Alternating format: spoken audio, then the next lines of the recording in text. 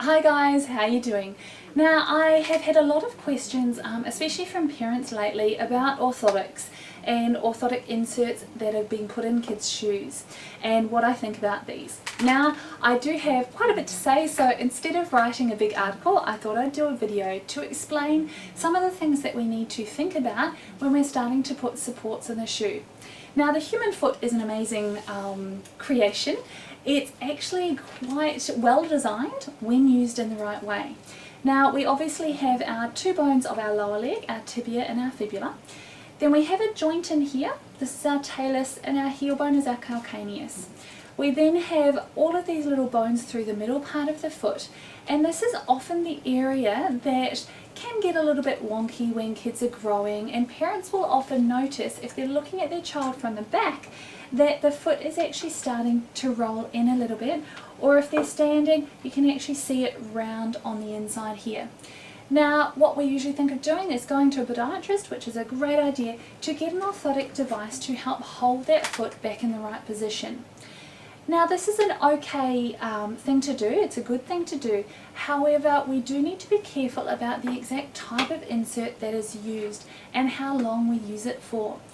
Now as far as I'm concerned, orthotics are a temporary measure to help reposition the foot to allow the bones to grow in the right way, but it must be combined with a lot of strengthening to the foot so that the foot can learn to work on its own.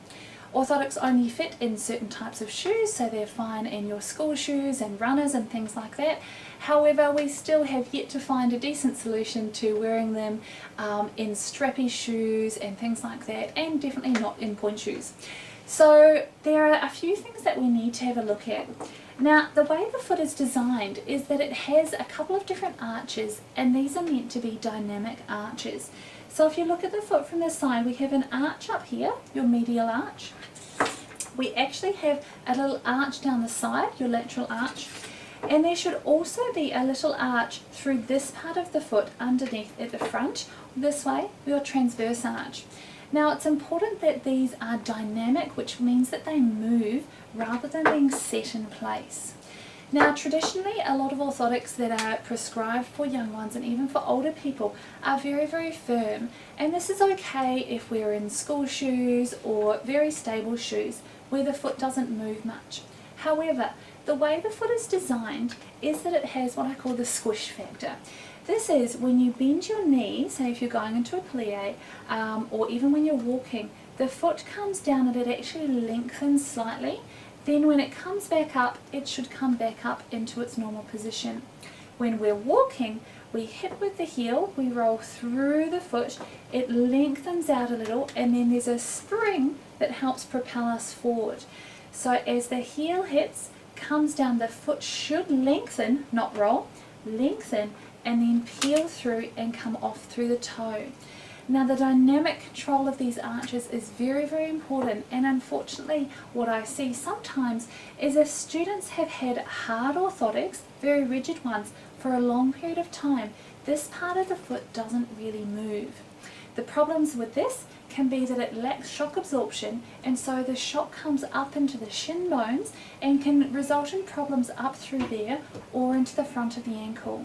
If the foot is blocked up when we bend, often we'll feel very restricted and stopping at the front rather than actually any stretch up through the back.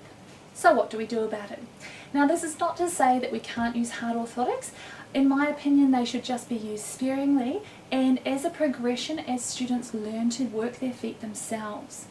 What I like to do with all of my girls, and even ones who don't have a problem with rolling in, but who are doing a lot of dancing, is just give a bit of support until these muscles know how to control the foot themselves. You may know that you have an issue with this if you tend to get aching in the sole of the foot if you're doing a lot of hours of dancing and always landing, landing, landing, landing. Often you can get strain through in underneath the foot. Now I don't use too much supports in the shoes while we're actually dancing, but I do encourage use of a soft, more foamy insert that actually moves with the foot when you're outside of class. The ones I use are dual density, they are heat moldable, so we can actually shape them to fit your feet. So we have this in here that places underneath the foot, and it has a gentle arch support that actually helps hold up under the foot, but it's flexible enough to work with the foot, so it's great in softer shoes, running shoes, things like that, to help give a little bit of feedback without blocking off the middle part of the foot. Now, any kind of orthotic devices need to be accompanied with lots of strengthening exercises. The more control we have through these deep foot muscles, the less load there is on the tendons around the ankles and on the plantar fascia, which sits along the bottom of the foot. A lot of people have pain along through the plantar fascia, and they try to fix it by massaging it out. Now, this can help release some of the pain, but it doesn't actually fix the problem. The plantar fascia will get sore if it's always on a stretch. So we need to make sure that these little muscles on the inside of the foot are holding up to take the load off that plantar fascia. This kind of insert can do exactly that by gently supporting the arch without actually blocking any movement. Now, we have these in the clinic, but we also do have them now on our shopping cart on the Ballet blog. So if you follow the link, there should be one down there to theballetblog.com. Then you can go in and purchase any of those. You can simply trim them along where your normal inserts go into your shoes, and we heat mold them. So we get the inserts inside the shoes, and there are instructions on these whenever you get them. We actually heat them with a hairdryer till they're nice and soft. And then you actually stand in them with socks on so you don't burn your feet, with the feet in a good position, and bend the knees slightly. This allows the orthotic to actually fit up snug to the inside of your arch. Then once it cools down, then the orthotic is really nice and comfy, so you can use it in all of your shoes straight away.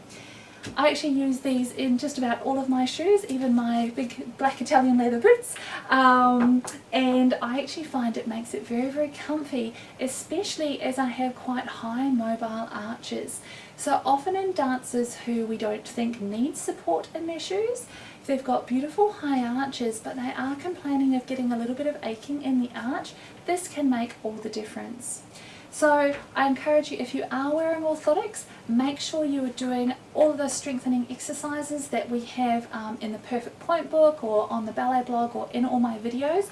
Lots and lots of control of the deep little foot muscles to help support the foot. And you do want to think of gently transitioning out of wearing those hard orthotics. If you are seeing a podiatrist, please do ask them. Sometimes they can actually custom make you one that is a little bit softer that you can wear in some shoes instead of just having your hard one all the time.